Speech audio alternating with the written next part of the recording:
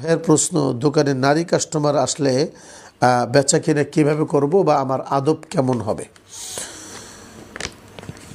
রাসূলুল্লাহ সাল্লাল্লাহু আলাইহি ওয়াসাল্লামের একটা পরিষ্কার হাদিস আছে, আন-নিসা ও হাবাইলু শাইতান।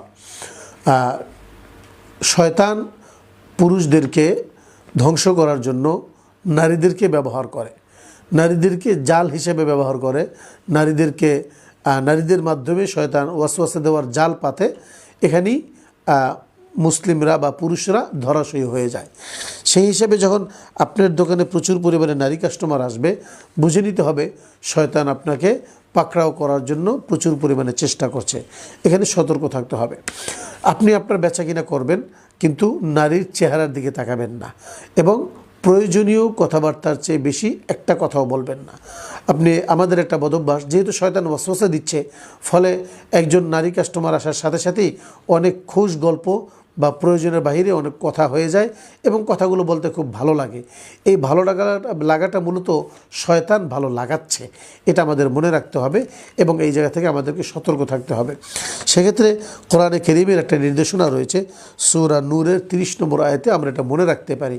আল্লাহ রাব্বুল আলামিন বলছেন, কুল্লিল মুমিনিনা ইয়াগুদ্দু মিন আবসারিহিম ওয়া ইয়াহফাযু ফুরুজাহুম যালিকা আযকা লাহুম ইন্নাল্লাহা খাবীরুম বিমা ইয়াসনাউন। আল্লাহ রাব্বুল আলামিন বলছেন, হে আল্লাহর রাসূল, আপনি মুমিনদেরকে বলে দিন তারা যেন তাদের দৃষ্টি অবনত রাখে। কুল্লিল মুমিনিনা ইয়াগুদ্দু মিন আবসারিহিম, তারা যেন তাদের দৃষ্টি অবনত রাখে। আমি আপনাকে এই কথাটাই বললাম, বেচাকেনা করবেন কিন্তু দৃষ্টি অবনত রাখতে হবে, চোখ নিচে নামিয়ে রাখতে হবে। আয়াতের শেষে আল্লাহ রাব্বুল আলামিন একটা সতর্কবাণী দিয়ে দিয়েছেন, সেটা হলো ইন্নাল্লাহা খাবীরুন বিমা ইয়াসনাউন।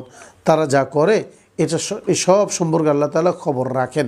অর্থাৎ আপনি যখন ওই নারী কাস্টমারের সাথে বেচাকেনা করবেন, পৃথিবীর কেউ না দেখলেও আপনি এই নারীর দিকে চোখ তুলে তাকালেন কিনা, চোখ টেরা করে তাকালেন কিনা, খুঁচিয়ে খুঁচিয়ে তাকে দেখার চেষ্টা করলেন কিনা, এসব কিছু আল্লাহ তাআলার জানা আছে।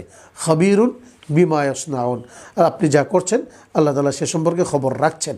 অতএব আপনি যদি কোরআনের নির্দেশনা অনুযায়ী দৃষ্টি অবনত না রাখেন, তাহলে কিয়ামতের দিন আল্লাহ রাব্বুল আলামিনের কাছে আপনাকে জবাব দিতে হবে, কারণ আল্লাহ রাব্বুল আলামিন সব কিছুর খবর রাখছেন।